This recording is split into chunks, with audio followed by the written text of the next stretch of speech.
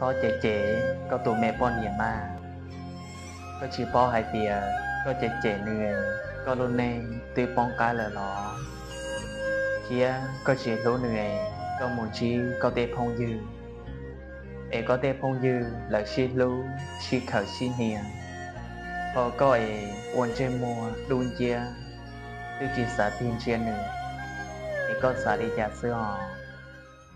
Xó trẻ trẻ có tụi mẹ nhiệt trẻ mà có chỉ bỏ hai tìa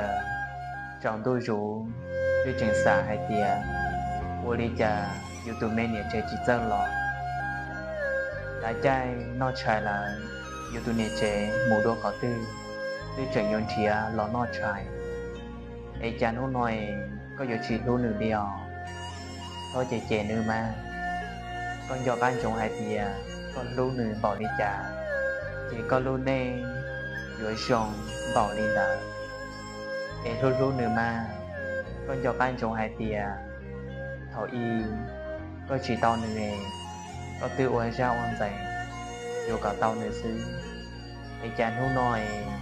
có họ vô đi có cho nửa Xó trẻ trẻ tía xó nón tao nửa mà nửa lọ dòng gai tía nhưng giờ mong thì giả đi có theo